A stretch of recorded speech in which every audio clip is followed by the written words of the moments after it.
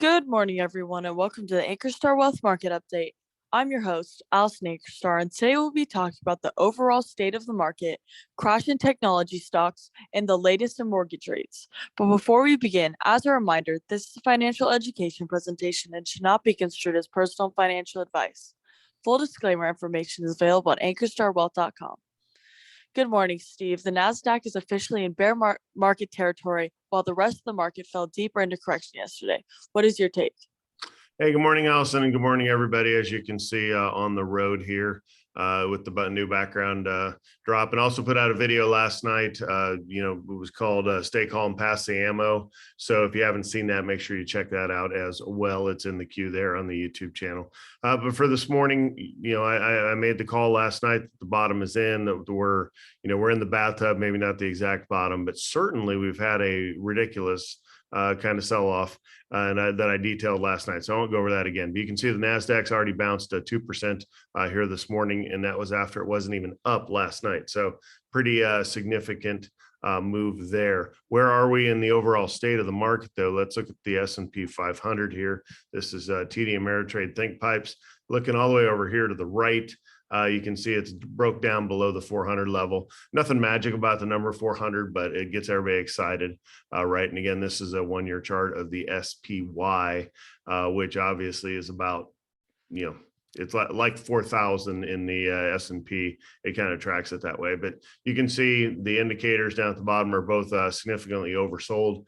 Even though there's no resistance here, I do think that we see a move back up. As far as how far have we come down, the NASDAQ is really into a bear market, down 25+%. The overall Dow and the S&P are deeper into correction. So again, correction being down 10%, they're well past that. I don't think they're going to hit an actual bear market territory, though. I do think the bounce here is and it holds, but it may not. So you can't know everything perfectly in investing, but I like what I see. I like this morning's actions. I'm very comfortable putting money to work this morning and over the next few days. Certainly, if the bottom holds here, Allison. Next, technology stocks have been hit the hardest, with some of the market darling down over 70%. Can they bounce from here? Yeah, it's kind of crazy. There's a lot of these I would consider speculative, and there's only one that I really stuck with, and that was Rivian. And unfortunately, Rivian's down. I'm trying to find the article here. Rivian's down like 70% from the IPO. Again, it's the EV electric vehicle stock that out there was partnered with Ford. The reason I'm sticking with it is it just went past the lockup period. So Ford had partnered with them and then, was able to actually unload some of the shares, and they unloaded quite a bit yesterday. That's why it fell significantly. So, all right. So it looks like I'm not going to find the article that I should have had open. But overall, the tech names, when you think of the best of breed out there, your Apple, Amazon, Google, no worries about those, even though that they've sold off. Some other tech names that have IPO'd and dropped significantly from there. You could name about 100 of them, to be honest. Good companies, right? We talked about Palantir yesterday, just down, just grossly, getting down close to $5. Roblox is another company that has been hit so hard, but I do believe in it long term, so I'm sticking with Roblox. Palantir, we talked about that. Unity is tough to stay in Unity software. So a lot of these darlings, there's going to be a time and place to get back into them. But right now, especially during this big dip, you need to not only stay in your big best of breed tech, but you also need to that's what you need to load up on. I'm very comfortable loading up on those through this bathtub. The other names, I would want to wait till the market actually makes a significant move higher before I would want to take on more risk through the speculative technology names.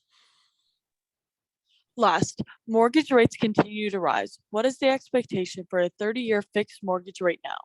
Well, I wanted to pull these up and show them to you, everybody. This morning is, you're looking at 5.7 or so. So again, this is Texas, $500,000 home.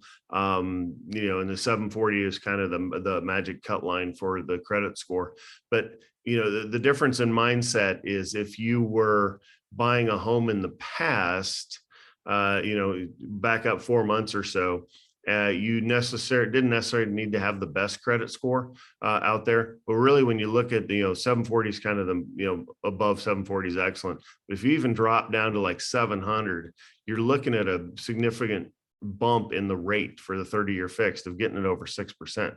So if you are, a lot of the real estate stuff has been done, right? Because rates were low and that's when, the market screamed higher. But if you are looking at buying a house now, you do need to spend some extra time on your credit score. First of all, look it up, know what it is, if you don't do that already. And then secondly, there's some things, and it's a topic for another day, but there's certain things that you can do that are kind of easy to help that credit score melt up, if you will. Credit scores do not adjust very quickly. It takes months. So if you're 6 months out from buying a house, the time is now. If you're 6 weeks out from buying a house, it's really too late. You're not going to be able to affect your credit score significantly. But I would not have any, but with the 0.5 point raise we just had last week, more raises projected in the future, I think we're going to settle into a 6% level for the 30-year fixed, and here pretty quick. And that brings ARM, adjustable rate mortgages, back into the conversation, depending on how you're going to how long you're going to stay in the place that you're in. But anyhow, the numbers have changed. They're very specific to your own situation, but certainly if you're looking at buying property now, probably need to put a little more time and effort into figuring out exactly what that payment's going to cost you versus ancient history of 2 to 3 months ago. Thank you, everyone, for your questions. Please submit your questions as a comment through social media or directly to our email at vipservices@ankerstarwealth.com. And don't forget to like and subscribe to get daily updates. That's all we have for today's show. I'm Allison Ankerstar, and we'll see you back here tomorrow.